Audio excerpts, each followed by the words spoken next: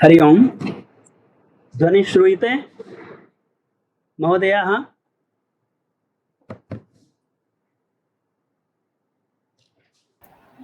या देवी सर्वभूतेषु या देवी सर्वभूतेषु विद्यारूपेण संस्थिता नमस्तस्यै नमस्तस्यै नमस्तस्यै नमो नमः। महतः प्रमोदस्य विषयः वर्तते यत् अस्माकं मध्ये श्री रणवीर परिसर निदेशकाः शिक्षाशास्त्रमर्मज्ञाः अथ च शिक्षा प्रौद्योगिकी क्षेत्रे नक्षत्ररूपेण विराजमानाः श्रीमन्तः आचार्याः मदनमोहन झा महोदयाः इदानीम् अस्माकं सम्मुखे विराजन्ते। महोदयानाम् अद्य व्याख्यानं भविष्यति। एते महोदयाः विविध प्रशासनिक क्षेत्रेपि कार्यं कृतवन्तः, पूर्वम् इदानीमपि कुर्वन्तः सन्ति। अत्यन्त व्यावहारिकाः अपि एते वर्तन्ते, छात्रवत्सलाः अपि सन्ति एते। एतेषां व्याख्यानेन अस्माकं नूनमेव ज्ञाने वृद्धिः भविष्यति। अहं श्रीमतां झा महोदयानां भूयो भूयः स्वागतं व्याहरामि। अस्माकं मध्ये केन्द्रीय संस्कृत विश्वविद्यालयस्य लखनऊ परिसरस्य व्याकरण विभागस्य महान्तः विद्वांसः आचार्याः श्रीमन्तः भारतभूषण त्रिपाठीवर्याः विराजन्ते। अहं महोदयानां भूयो भूयः स्वागतं व्याहरामि। येषां कृते एषः कार्यक्रमः निर्धारितः वर्तते ते सर्वेपि शोधछात्राः अत्र विराजन्ते। अहं भवतां सर्वेषां शोधछात्राणां स्वागतं व्याहरामि। अथ च अस्मिन् कर्मणि मुकुलमहोदयाः अथ च ये अस्माभिः सह एते विराजन्ते, अस्य नाम अहं न जानामि, अस्यापि अहं स्वागतं व्याहरामि। यतोहि सहायकं विना कार्यं न चलति। येषां प्रत्यक्ष अप्रत्यक्ष रूपेण अत्र सहयोगः वर्तते तेषां सर्वेषामपि स्वागतं कृत्वा अहं विरमामि।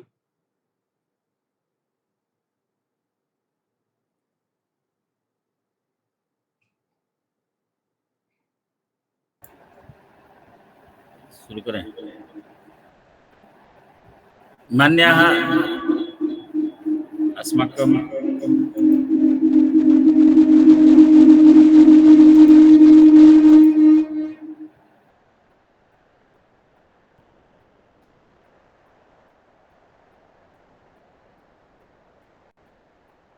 विश्वविद्यालयस्य लखनऊ परिसरस्य आचार्याः भारतभूषण मिश्र महोदयाः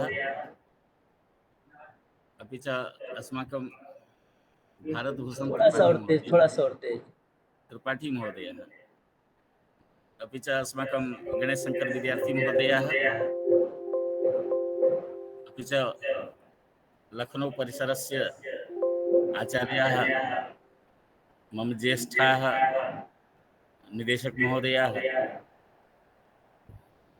वस्तुतः तत्रापि छात्राः सन्ति, अस्माकं सम्मुखेपि उपविष्टाः शोधछात्राः सन्ति। उभयोः कृते किमपि वक्तुम् उपस्थितोऽस्मि। वस्तुतः तथा विचारः किमपि नासीत्। सद्यः एव प्रातःकाले विद्यार्थी महोदयानां दूरभाषाम् आगतवान् यत् किमपि व्याख्यानं दातव्यमस्ति, कस्मिन् विषये इत्यपि निर्धारितं नासीत्। सम्प्रत्यपि कस्मिन् विषये व्याख्यानं दास्यामि इति तु तथा निश्चितं नास्ति। तथापि पाठ्यक्रमं दृष्टवान् सम्प्रत्येव। अस्माकं ये परिसरे शोधछात्राः सन्ति, ये उपविष्टाः सन्ति, तेषां कृतेपि मम व्याख्यानम् आसीत्, परं समयाभावात् तत्र व्याख्यानं न जातं। एतदर्थं तेषामपि जिज्ञासा आसीत् यत् डाटाबेस् संस्कृतमाध्यमे मध्ये डाटाबेस् कथं भवति, डाटाबेस् इत्यस्य उपयोगः किं करणीयं, कथं किं भवति तत्र सङ्गणके, यतोहि सङ्गणके यत् दृश्यते तत् अन्तः न भवति, सर्वम् आभासी वर्तते। यदि आभासी वर्तते तत्र स्टोरेज् कथं भवति, कथं डाटाबेस् निर्माणं कर्तव्यं संस्कृते, कथं तेषां सङ्कलनं भवति, एकत्रैव डाटाबेस् इत्यस्य पुनः पुनः प्रयोगः कथं भवितुमर्हति, अन्येषु तन्त्रांशेषु कथं तेषां प्रयोगः भवितुमर्हति इति विषयं स्वीकृत्य, अपि च यदि भवतां छात्राणां यदि काचित् जिज्ञासा भविष्यति सङ्गणकविषये, तस्मिन् सङ्गणकविषये एव अद्य सामान्यरूपेण यद् अहं जानामि तत् बोधयिष्यामि इत्येव निश्चयः अस्ति। तर्हि अस्मिन् विषये अहं कथितुम् इच्छामि यत् डाटाबेस् यदस्ति,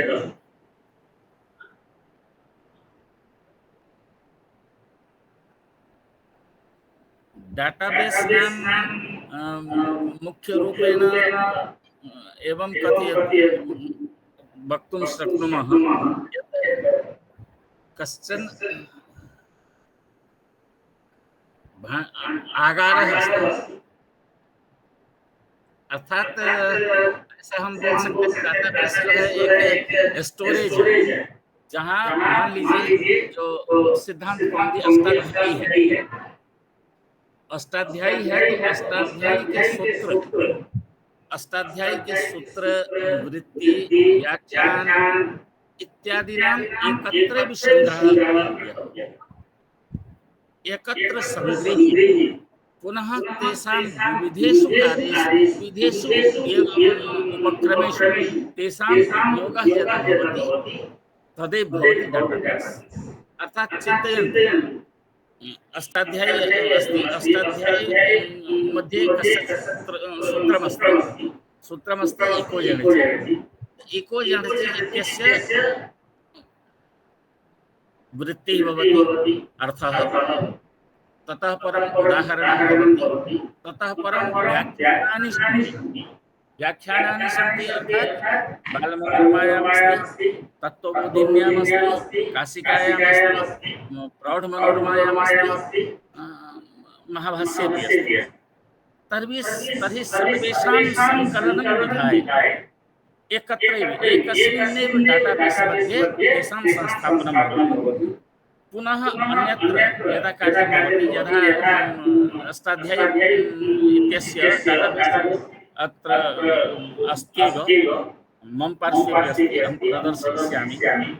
यथा परिभाषेन्द्रशेखर इत्यस्य डाटाबेस् भवति, अथवा तस्य प्रयोगं ममेव तन्त्रांशः वर्तते, ऐप् कथ्यते, अष्टाध्यायी ऐप् वर्तते, सिद्धान्तकौमुदी ऐप् वर्तते, अथवा लघुसिद्धान्तकौमुदी ऐप् वर्तते, सर्वत्र ऐप् पृथक् अस्ति, परं डाटाबेस् एकत्रैव अस्ति। यानी डाटाबेस एक जगह बनाया और उसको अलग अलग यूज किया। जैसे शब्दरूप का ऐप होता है, शब्दरूप का ऐप होता है तो हमने डाटाबेस एक बनाया शब्दरूपों का, और उसका प्रयोग हम अलग अलग क्षेत्रों में कभी भी कर सकते हैं, कहीं प्रॉब्लम नहीं होता है। तो डाटाबेस क्या होता है, आभासी होता है। ये वो एक जगह हम एक्सेल शीट नोटपैड उसमें बना लेते हैं, और उसके जो क्लाउड में जो हमारा स्पेस होता है, कुछ फ्री स्पेस भी होता है क्लाउड में, जो उसको हम सब ले सकते हैं। तो या गूगल का भी स्पेस होता है, लेकिन गूगल के स्पेस पर यह होता है कि आपका जो डाटा है वह डाटा आपके अधीन ही रहेगा, ऐसा नहीं है। उस डाटा को दूसरे लोग भी यूज कर सकते हैं। पर्सनल जो डाटाबेस होता है, पर्सनल जो क्लाउड होता है, उस क्लाउड पर आप अगर उस डाटाबेस को रखते हैं, तो उसका उपयोग आप ही कर सकते हैं। डाटाबेस का चोरी नहीं होगा। डाटाबेस में जो सामग्री है, उसका चोरी कोई नहीं कर सकता है, उसको उपयोग नहीं कर सकता है। तो यही मुख्य रूप से है। अब मैं आपको दिखाऊँगा कि डाटाबेस किस तरह से बनता है। मैं थोड़ा स्क्रीन शेयर कर रहा हूँ।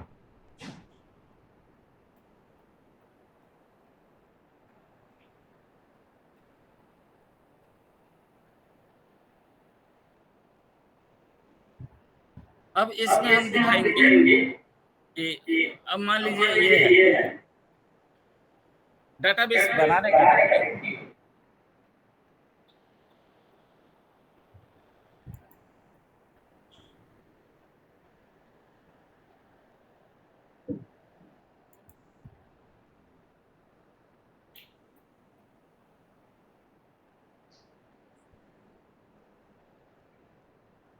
अब ये जैसे शब्दरूप का डाटाबेस है,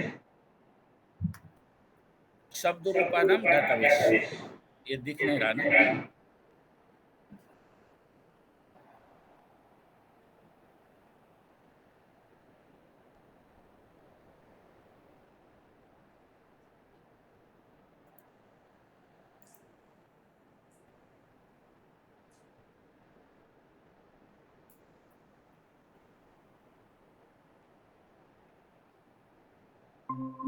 ये एक डाटाबेस है।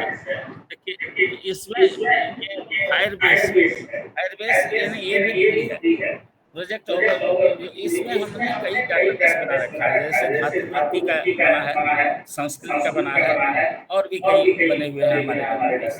तो इस डाटाबेस में क्या संख्या दिख रहा है आपको? 3।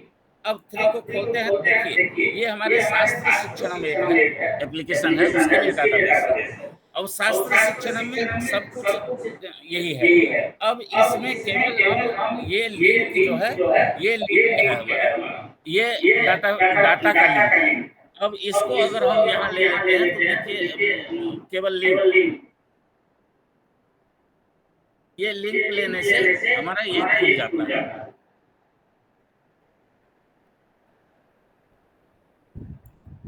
इस लिंक, ये यूट्यूब का लिंक है।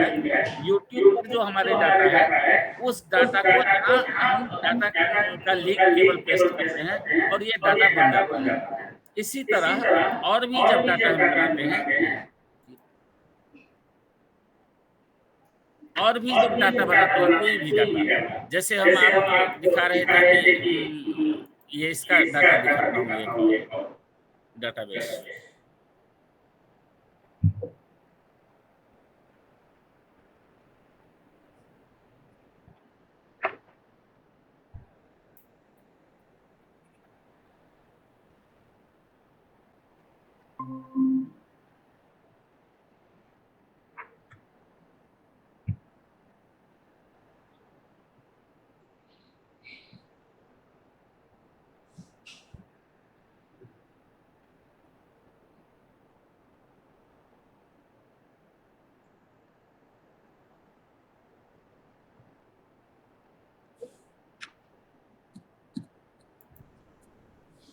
इसमें जितने एप्लीकेशन है, सारे एप्लीकेशन का जितने जो भी देख रहे हैं आप, सबका एप्लीकेशन बना हुआ है, सबका डाटाबेस बना हुआ है। जैसे संस्कृत का आपने देखा कि ये है डाटाबेस बना हुआ। इसी तरह डाटाबेस अगर और भी, इसमें कुछ चेंज नहीं करना पड़ता है। चेंज क्या करना है, और उसके लिए हम क्या करते हैं, मान लीजिए इसमें सिद्धांत पंक्ति है, तो सिद्धांत पंक्ति को या इस हम अलग-अलग इसमें रखते हैं, अलग-अलग कॉलम में रखते हैं। ये दिख नहीं रहा ना?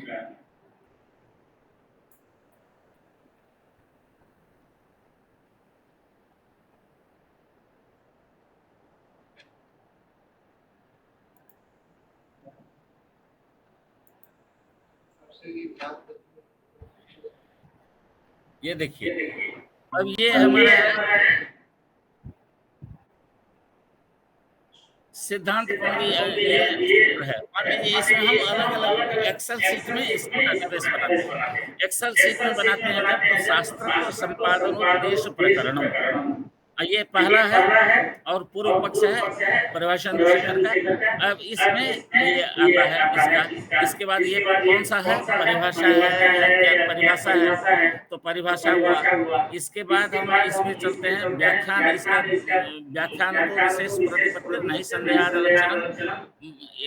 फिर उत्तर पक्ष है, उत्तर पक्ष भी लिखा हुआ है। तो इस तरह विशेष सस्यांतरात् व्यर्थ रूपस्य व्याख्यानात् शिष्टकृतात् प्रतिपत्ति इत्यादि। तो ये सब सारे इसको अलग अलग हम श्रेणी में रख दिए हैं, पूरे रख दिए हैं। उसके बाद रखने के बाद ये जो होता है, इसको हम अपने डाटाबेस पर अपलोड करते हैं और फिर जाके ये हम इसको कहीं भी यूज कर सकते हैं। इसका लिंक जिस ऐप में हम देंगे उस ऐप में हमको ये दिखाएगा। जैसे कि आपने देखा कि ये जो है हमारा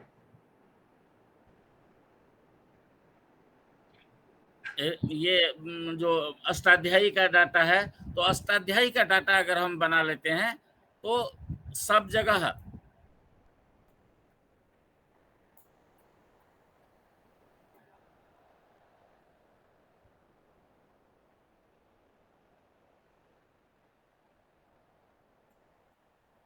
जैसे इतने सारे हमारे डाटा में जो डाटाबेस है उसमें ये सारे बुक्स अवेलेबल है, सारे बुक्स अवेलेबल है, मतलब बुक्स का वर्ड फॉर्म में बुक्स अवेलेबल है। जैसे देखिए वेद में वेद के सारे हैं, व्याकरण के सारे हैं। अब हमको कुछ करना नहीं पड़ता है, हम जिस डाटाबेस का लिंक जहां भी डाल देंगे वो डाटाबेस वहां पकड़ लेगा उसको, और जो कोई सॉफ्टवेयर बनाना चाहें उसमें ये बुक वर्ड फॉर्म में अवेलेबल हो जाएगा। तो वर्ड फॉर्म में अवेलेबल, इसके अतिरिक्त एक शास्त्रान्वेषी का सॉफ्टवेयर है हमारा जो अभी कंप्लीट नहीं हुआ है, उसमें इसीलिए इसका संग्रह किया हम डाटाबेस में, जो इसमें से सारे जितने मान लीजिए ज्योतिष में ही आर्यभट्टियम है, भृगु सूत्र है, बीज गणित है, चाहे साहित्य में अमरु शतकम है, रघुवंश है, रस गंगाधर, शिशुपाल वध, साहित्य दर्पण इत्यादि जितने हैं, उसमें से उस ग्रंथ में से जो भी शब्द खोजना है, आप शब्द अगर सर्च इंजन में डालेंगे तो वो शब्द कहाँ कहाँ यूज हुआ है पूरे रस गंगाधर में वो बता देगा। तो इस तरह से डाटाबेस निर्माण करके हम कहीं भी किसी भी सॉफ्टवेयर का निर्माण कर सकते हैं। तो मुख्य रूप से सॉफ्टवेयर डाटाबेस का उपयोग सॉफ्टवेयर बनाने में काम आता है, या सॉफ्टवेयर से तात्पर्य हमारा एप्लीकेशन भी है, या एप्लीकेशन और जो ऐप होता है, ऐप विंडो ऐप हो या एंड्रॉयड ऐप हो वो, और प्लस कोई भी सॉफ्टवेयर बनाते हैं तो उसमें हम इसका उपयोग कर सकते हैं। इसके अतिरिक्त भी जिस तरह ये है, अब इसको मान लीजिए ये सिद्धांत कौमुदी है, तो सिद्धांत कौमुदी को डाटाबेस में कन्वर्ट करने के लिए हम क्या करते हैं, तो मान लीजिए एक्सेल है हमारा, एक्सेल में एक्सेल खोलते हैं माइक्रोसॉफ्ट का ही,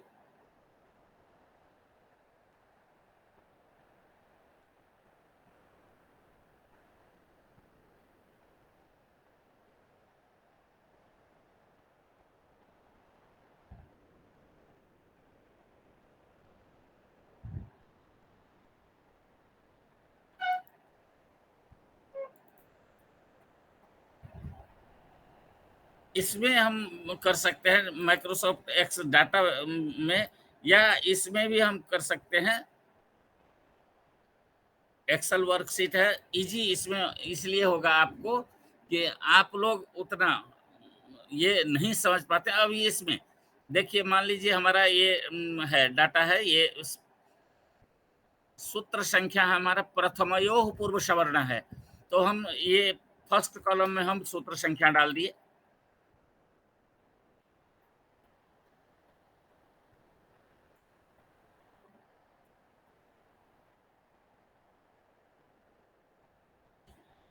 सूत्र संख्या डाल दिए। दूसरे में सूत्र हम डाल देंगे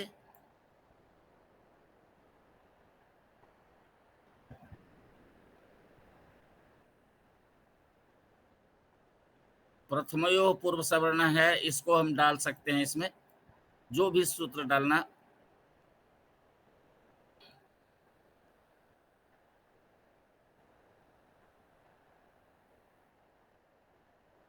और इसमें इस तरह से हम अलग अलग उसमें अलग अलग इसमें कॉलम में अलग अलग कह इसके अर्थ डाल दिए।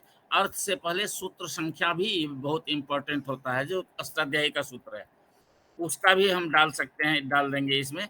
जितने हमको सेक्शन बनाने हैं, कोई किसी ऐप में सेक्शन अलग होता है, जैसे सूत्र दिखाने के लिए होता है, सूत्र से सर्च कर सकते हैं, उसके वृत्ति से सर्च कर सकते हैं, उसके बाद सिद्धांत कौमुदी के जो सूत्र संख्या है उसके अनुसार खोज सकते हैं, या किसी श्लोक को खोजना है तो श्लोक रघुवंश के किसी श्लोक को खोजना है तो श्लोक को खोजने के लिए क्या कर सकते, या तो श्लोक संख्या देंगे, सर्ग संख्या देंगे, तो इतने हमारे बनते हैं, इतने अलग अलग कैटेगरी बनता है उसका।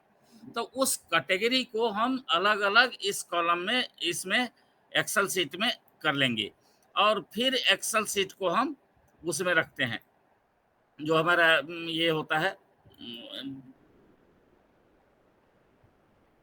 एक्सेल सीट को हम उसमें मान लीजिए डाटाबेस बनाने के लिए नोटपैड में रखते हैं, क्योंकि जितने भी डाटा बनाएंगे, डाटा नोटपैड में जब जाएगा तभी वह हम किसी भी इंटरनेट के सुविधा के लिए उपयोग में कर सकते हैं। वर्ड या एक्सेल सीट ये इंटरनेट के उपयोग के लिए नहीं होता है, तो इस तरह से हम उसको कर सकते हैं। इसके अतिरिक्त भी आप जब करेंगे, इसको कुछ समझ रहे हैं कि नहीं? जी आप लोग कुछ बताएं, जी इसको कुछ समझ रहे हैं कि जी गुरु जी। और कुछ समझाऊं इसमें? नहीं इसमें वैसे इसकी आवश्यकता रिसर्च में कहीं नहीं पड़ती है, हाँ रिसर्च के बाद पड़ती है। जी गुरु जी, तो हमको अपनी किताब लिखना रिसर्च है। जब तक करते रहेंगे तब तक आवश्यकता नहीं है। तब तक क्या आवश्यकता होती है, जो मान लीजिए आप कोई ये रिसर्च के अंदर में जब है, तो मान लीजिए ये सब डाटाबेस एक दिखाते हैं, एक बार और हम स्क्रीन शेयर करते हैं।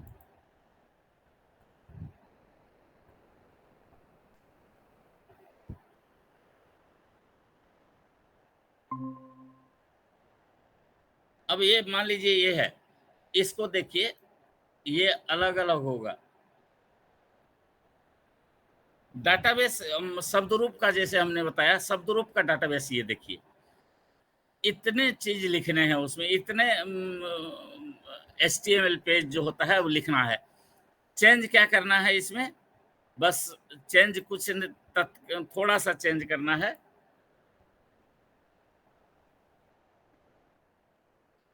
इसमें जैसे प्रथमा, द्वितीय, तृतीय ये सब लिखा है। अब इसको अगर हमको नया ही बनाना होगा तो हम कुछ नहीं, इसको मान लीजिए कॉपी कर लिए सारे को, और कॉपी करके यहाँ पेस्ट कर देते हैं दूसरे में, और दूसरे में पेस्ट, नोटपैड पर पेस्ट करके हम अगर ये शब्द है, जैसे ये लता शब्द का रूप है, आकारांत स्त्रीलिंग लता शब्द लिखा हुआ है यहाँ, आकारांत स्त्रीलिंग लता शब्द। अब लता शब्द को देखिए, इतना लिखने के बाद लता, द्वितीय में लताम, लतया, लताये, ये सब इसमें केवल ये चेंज। अब इसी को अगर रमा शब्द करेंगे हम तो रमा हो जाएगा। रमा शब्द केवल हम करेंगे लता के बदले, अब इसमें चेंज कर देंगे हम,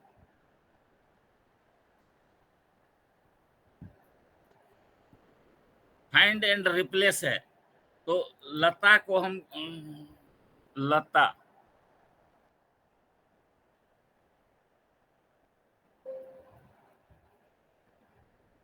फाइंड रिप्लेस में लता,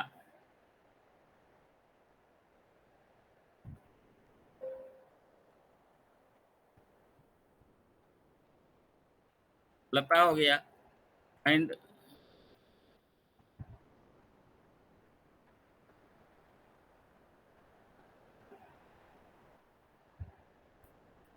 लता है, लता के बदले हम रमा करेंगे, ठीक है।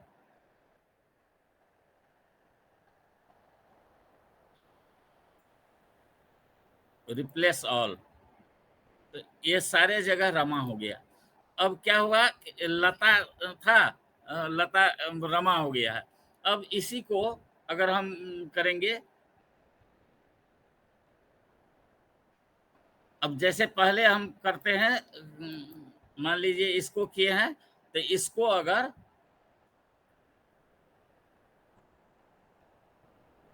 अगर हम open open with Google Chrome करते हैं, तो देखिए इस तरह बन के आ गया वो डेटाबेस में।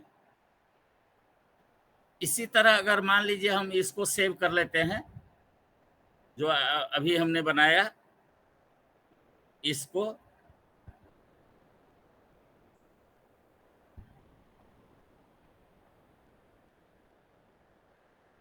इसको सेव करते हैं।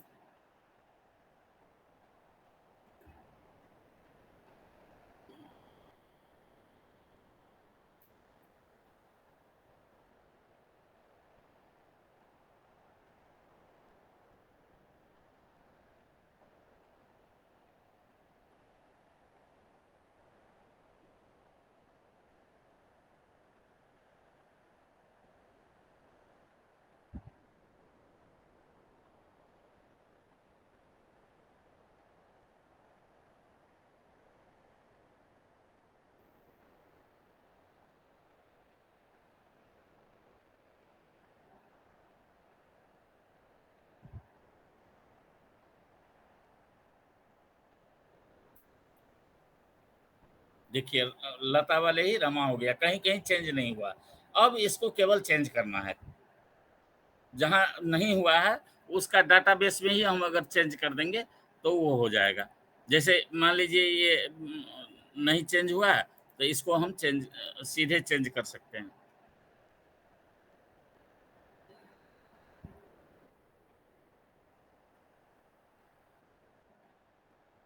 तो इस तरह से डाटाबेस बन जाएगा। डाटाबेस बन जाएगा, उसके बाद हम कहीं भी यूज करेंगे।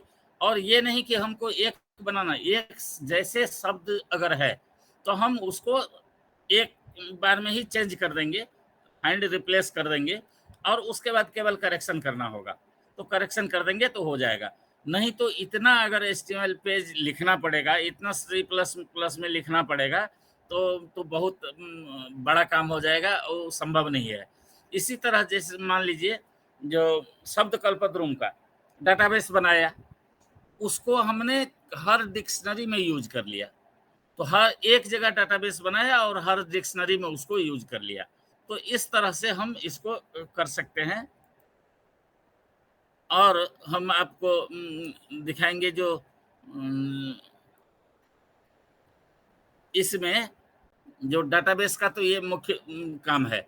इसके बाद थोड़ा सा प्लेगरिज्म पर बात करेंगे। प्लेगरिज्म क्या होता है? साहित्यिक चोरी।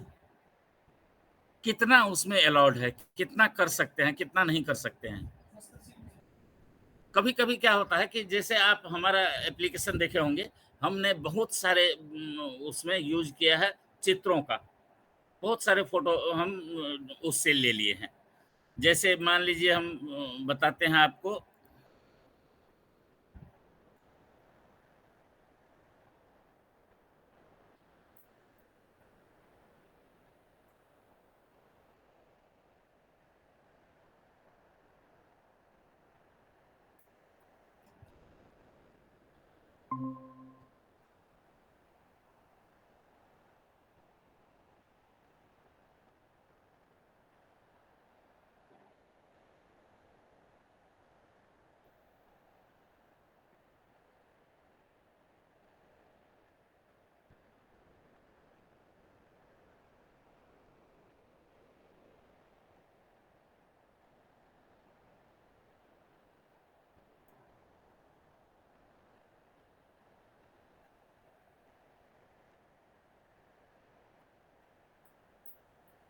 अब जैसे ये सब बनाए हैं,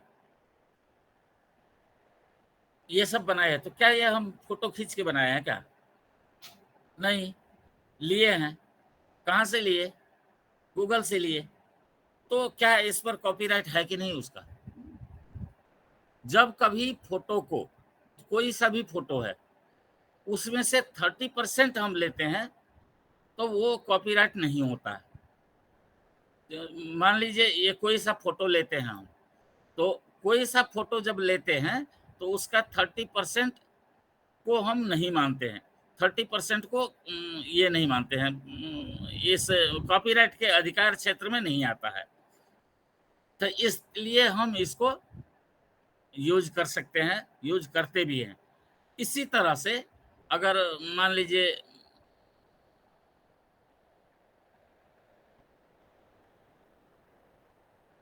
और भी हम जैसे कुछ बनाते हैं, ऐप बनाए हैं,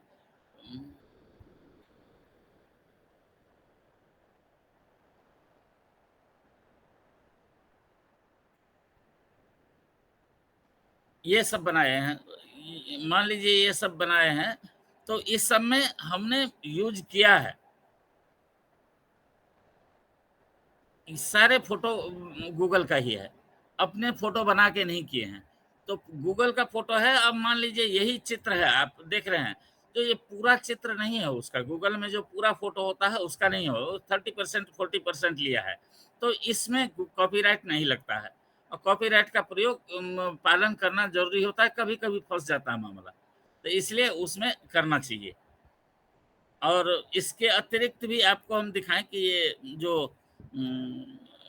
कॉपीराइट के अतिरिक्त मान लीजिए कंप्यूटर का प्रयोग करते हैं, सामान्य रूप से सब जानते हैं, जब से आप लोग भी सुन रहे होंगे तब से जानते हैं कि सब कहता है कंप्यूटर संस्कृत के लिए बहुत कंप्यूटर के लिए संस्कृत बहुत उपयोगी है।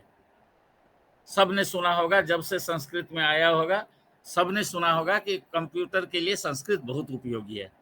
लेकिन कहाँ उपयोग होता है क्या? कंप्यूटर बनाने के लिए कोई लैंग्वेज जो है कंप्यूटर का वो संस्कृत में है क्या? या कोई प्रोग्राम आप लिखते होंगे तो कोई प्रोग्राम जो लिखता है वो संस्कृत वर्ड, संस्कृत मतलब देवनागरी स्क्रिप्ट में, तो क्या उसमें स्क्रिप्ट देवनागरी चलता है क्या? या उसका जो सॉफ्टवेयर कोई है, तो सॉफ्टवेयर को बनाने में सॉफ्टवेयर आउटपुट हो सकता है संस्कृत, तो आउटपुट तो संस्कृत के लिए कंप्यूटर हुआ, कंप्यूटर के लिए संस्कृत नहीं हुआ। जब कंप्यूटर के लिए संस्कृत नहीं है तो खाली भाषण में ही सुनते हैं, जब से सुनते आ रहे हैं तब से यही सुनते हैं कि कंप्यूटर संस्कृत कंप्यूटर के लिए, संगणक के लिए सबसे उत्तम भाषा है। भाषा क्यों है? अब जब आर्टिफिशियल इंटेलिजेंस आ गया है, तो आर्टिफिशियल इंटेलिजेंस में क्या होता है कि साउंड से बहुत काम चलता है, ध्वनि से बहुत काम चलता है। तो ध्वनि से जब चलता है तो फोनेटिक्स में केवल संस्कृत ही, देवनागरी स्क्रिप्ट ही एक ऐसा है जिसका रियल साउंड है। रियल साउंड है, जो चीज आप लिखेंगे वही बोलेंगे, लिखेंगे कुछ बोलेंगे कुछ, ऐसा नहीं। दूसरी बात, उसको जंबल करने पर भी अगर उल्टा पुल्टा कर दीजिए फिर भी वो उसी अर्थ को कहता है जिस अर्थ में वह प्रयोग होता है। ये नहीं कि रामः गच्छति गच्छति रामः दोनों का अलग अर्थ हो जाएगा, दोनों का अर्थ, हाँ, तो दोनों का अर्थ समान होगा। तो जब दोनों का अर्थ ऐसा, संस्कृत का फोनेटिक्स ही है जो, तो आर्टिफिशियल इंटेलिजेंस जो है उसमें ये बहुत काम आता है। मान लीजिए चंद्रयान गया तो चंद्रयान पर इतने दूर क्या हमारा इंटरनेट काम करता है? तो नहीं करता है। तब क्या, वहाँ आर्टिफिशियल इंटेलिजेंस उसको सेट कर दिया है, उसी में ऑलरेडी सेट है। तो जब प्रोग्राम वहाँ पर सेट है, हम यहाँ जो भी प्रोग्राम चेंज करेंगे, जो भी करेंगे वो उसमें फीड हो जाएगा। तो उसके पास जो ध्वनि जाता है वो ध्वनि के माध्यम से उसमें प्रोग्रामिंग हो जाता है, और तब वो वैसे ही करता है। यहीं से कैसे स्लिप मोड में डाल दिया वहाँ जो सो गया, और ये सब कहने की बात है। और कहते हैं चंद्रयान ने ऐसा पूछा, ऐसा मैसेज किया, और मैसेज कहाँ करता है वो तो कोड वर्ड है, कोड वर्ड में कुछ आता है जो यहाँ इन्होंने डाटाबेस में, उसके डाटाबेस में डाल रखा है, वही चीज वो बोलता है। ये कुछ अपने तरफ से, कितना भी आर्टिफिशियल इंटेलिजेंस है, लेकिन वो क्या दिमाग को चेंज थोड़ी करता है, दिमाग बनाता थोड़ी है। मानव दिमाग जो है वो नहीं बना सकता है। हाँ, ये है कि इन टेक्नोलॉजी के माध्यम से उसको वो डेवलप कर देता है। उसमें ये सेंसर फिट रहता है, जो ऐसा अगर संकेत मिलता है, तो इसका मतलब ये है। तो उसके डेटाबेस में ये फिक्स है, जो ऐसा संकेत मिलता है, तो ये हुआ। यहाँ भी क्या होता है, जो कहते हैं एल्गोरिदम, जानते होंगे आप लोग। एल्गोरिदम क्या होता है? संख्या का खेल है। तो कंप्यूटर क्या है? एल्गोरिदम पर ही आधारित है। तो एल्गोरिदम पर आधारित है मतलब क्या? वहाँ अक्षर को कोई नहीं जानता है कंप्यूटर में। संख्या जो है, इसी सॉफ्टवेयर ही बनाते हैं। तो हम आपने देखा डेटाबेस में, हम एक्सेल शीट में नंबर 1 पर लिखा सूत्र संख्या, नंबर 2 में सूत्र लिखा, नंबर 3 में वृत्ति लिखा, नंबर 4 में, और नंबर 4 का 4, नंबर 4 का 4 4 दे देंगे हम, तो 4 का मतलब चौथे सूत्र का ये व्याख्यान नंबर 4। ये तो जब हम कभी इनपुट इनपुट करेंगे, जब हमको 4 दिखाओ, तो हमको वो दिखाएगा। यानी वो संख्या पर आधारित ये सब कुछ होता है। तो इस तरह से जो भी डेटाबेस बनता है, चाहे जो भी ये काम होता है इसमें कंप्यूटर में, तो संख्या के हिसाब से करता है। इसी तरह हम आपको बताएंगे कि मान लीजिए ये बनाते हैं आप लोग, पीपीटी में भी बड़ा एक्सपर्ट हैं। तब क्योंकि पीपीटी बनाना आजकल बहुत ही इम्पोर्टेंट हो गया है। बिना पीपीटी के इंटरव्यू भी नहीं होता है, सिलेक्शन तो दूर की बात है। इंटरव्यू, जब किसी भी इंटरव्यू में जाते हैं, तो सबसे पहले कहता है कि एक दिन तो उसी के लिए पीपीटी दिखाने के लिए कर देते हैं। अब पीपीटी जो दिखाते हैं, एक बात बताइए, पीपीटी बनाते हैं, पढ़ाने भी जाते हैं तो टीचर लोग पीपीटी बना के ले जाते हैं। पीपीटी बना के ले जाते हैं मतलब क्या? पहले जो था, जब कंप्यूटर नहीं था, जब क्लास में स्मार्ट क्लास नहीं था, स्मार्ट बोर्ड नहीं था, तब टीचर नहीं ले जाते थे क्या? या तो शास्त्रीय आचार्य पढ़ाने वाले बुक लेके जाते थे, वो बुक से श्लोक इत्यादि पढ़ते थे, उसका अर्थ बताते थे, व्याख्यान करते थे। या नहीं तो जो आधुनिक वाले हैं, आधुनिक पढ़े लिखे बीएड इत्यादि में पढ़ाने के लिए 1 घंटे, कोनो किताब तो है नहीं, उसको व्याख्यान देना है, तो व्याख्यान मेथड में जब पढ़ाते हैं, तो अपने कागज पर नोट लिख के ले जाते हैं, जी ये पॉइंट बताना है। तो उस पॉइंट की व्याख्या करते थे उस तरह। यानी एक चिटिका लेके जाते थे, चिटिका, चीट कहिए, जो भी कहिए, तो वो लेके जाते थे। अब उसके बदले क्या करते हैं कि पॉइंट लिख लेते हैं स्लाइड पर, और ले जाके पॉइंट खोलते हैं, पॉइंट दिखाते हैं, उसकी व्याख्या कर देते हैं। तो वो जो है, वो किसके लिए उपयोगी हुआ? वो तो टीचर के लिए उपयोगी हुआ, क्योंकि टीचर को चाहिए जो इसके बाद क्या पढ़ाना है, किस पॉइंट पर व्याख्यान देना है, उसके लिए चाहिए। छात्रों के लिए वो उपयोगी कहाँ है? छात्र तो केवल श्रवण, और जो हमारा इनपुट जो है मानव का, वो इनपुट क्या है? एक तो मुंह से लेते हैं, हम कुछ भी लेते हैं, कान से लेते हैं, आँख से लेते हैं। तो ये 3 जो हमारे शरीर के अंदर जो कुछ जाता है, यही 3 रास्ता है। तो 3 रास्ते में से अगर दृश्य और श्रव्य दोनों होता है, तो ज्ञान का 2 ही ज्ञानेंद्रिय का इनपुट है। तो दोनों का, जब दोनों के माध्यम से जो ज्ञान प्राप्त होता है, या तो आँख से भी देखें और सुने भी, तब वो ज्ञान स्थायी एवं दृढ़ होता है।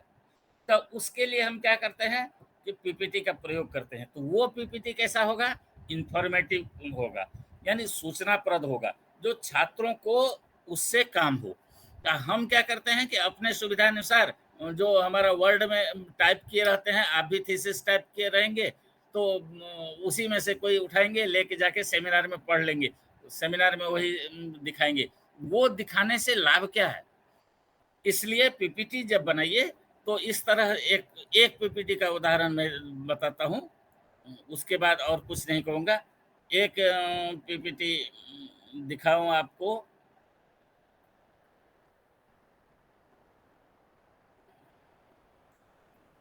और कैसे बनता है वो भी बताऊँगा, लेकिन एक केवल दिखाता हूँ अभी।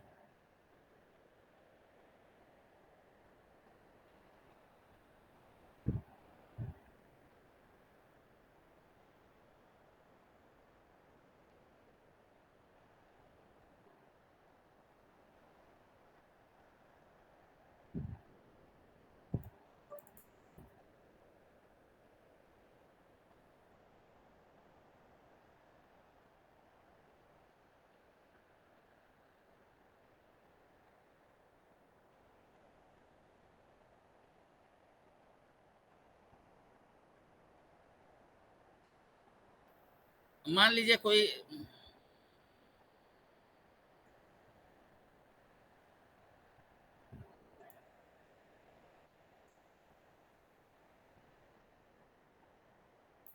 अब ये है, देखिए इतने सारे पीपीटी बनाए, अब इसमें इसको प्ले करते हैं और देखिए कहाँ से कहाँ क्या कर सकते हैं आप। अब ये है, इतने प्रस्तावना में जाना है, मान लीजिए प्रस्तावना खोजना है, छात्र ही अगर ये पीपीटी बना के हम उसको दे दिए और छात्र कैसे पढ़ सकते हैं। मान लीजिए उपकरण या काठिन्य निवारण में पाठ्यांश में जाना है, अशुद्धि संशोधन में विषय अवबोध, अवबोध मान लीजिए अवबोध में गए, अवबोध प्रश्न है, एकस्मिन् बने कह निविशति इत्यादि। फिर से हम आगे वहीं जहाँ से गए थे वहीं से आगे, प्रस्तावना है तो प्रस्तावना में आ गए, फिर से हम मुख्य में चले गए। तो इस तरह ये होता क्या है, गृह कार्य में जाना है, गृह कार्य में चले गए।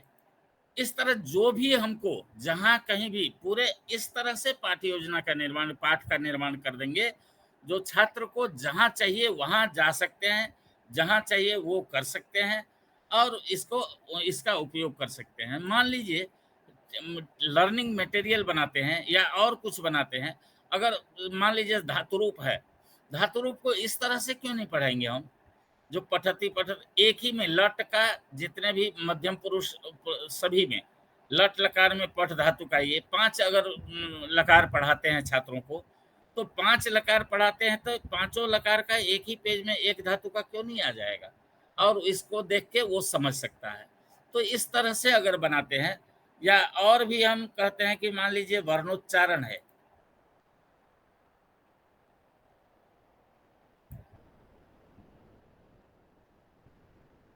एक ही स्लाइड में बहुत कुछ बना के हम दिखा सकते हैं। एक ही स्लाइड में, ये एक ही स्लाइड में बना हुआ है।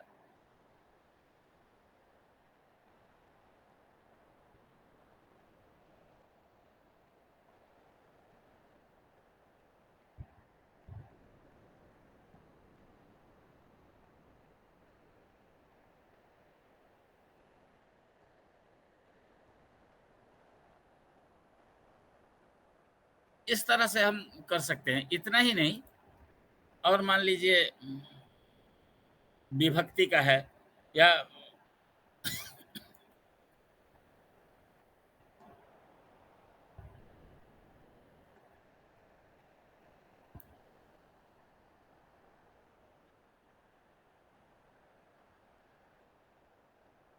शब्द रूप का भी इसी तरह बना दे सकते हैं।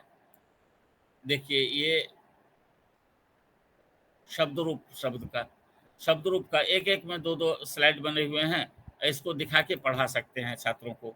या और भी कई चीजें हैं, जैसे समास बताने के लिए या समास बताने के लिए हम इस तरह से अगर बना देते हैं पीपीटी, तो छात्र आसानी से इसको अगर दे देंगे तो स्वयं भी पढ़ के समझ सकते हैं।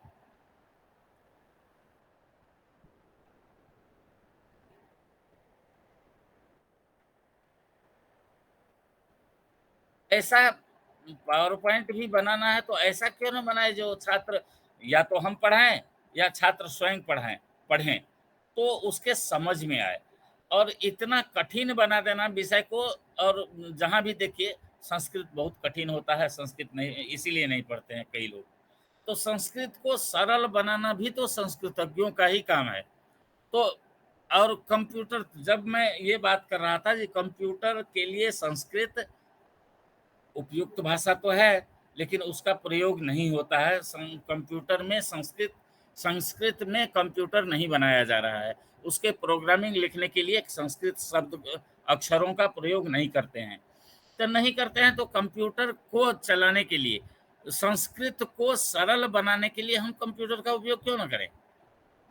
अगर ऐसा करते हैं तो ये अच्छा होगा। जैसे सप्तककार होता है, सप्तककार संस्कृत में बहुत प्रसिद्ध है, बहुत प्रसिद्ध ये है, जो जैसे इंग्लिश में है ना, I keep 6 honest serving man, उसी तरह हमारे संस्कृत में भी, संस्कृत में क्यों, दुनिया में कोई भी ज्ञान, ये चीज अगर न रहे चार, तो मनुष्य को कोई भी ज्ञान नहीं मिल सकता है। कदा, कति, कथम, किम, किमर्थम कुत्र कुतः। अब इसी को समझाने के लिए अगर हम इस तरह से बना देते हैं,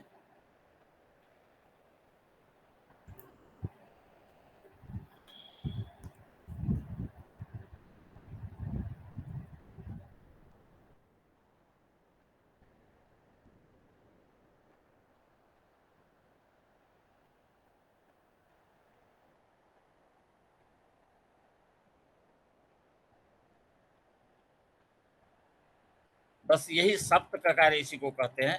और सप्त ककार में अब सबका अलग अलग रूप है, अलग अलग बताना है उसको। इस तरह से अगर हम बना देते हैं तो इसके माध्यम से अब एक ही में अगर कई कितने ज्ञान एक स्लाइड में, इसमें देखिए क्या सब ज्ञान इदम, इसमें सारे किम का पूरा आ गया है।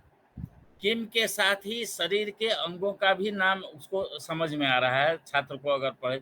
ये अगर हम दे देते हैं उनको तो इससे वो सब कुछ का ज्ञान प्राप्त कर सकता है। इसी तरह कति का प्रयोग कैसे कर सकते हैं, कदा का प्रयोग कैसे कर सकते हैं, कुतः का प्रयोग कहाँ कैसे कर सकते हैं, कथम का प्रयोग, किमर्थम का प्रयोग, सारे एक साथ मिल सकता है। उसी तरह इसी प्रकार सारे जितने भी अगर आप चाहें तो उसको कर सकते हैं।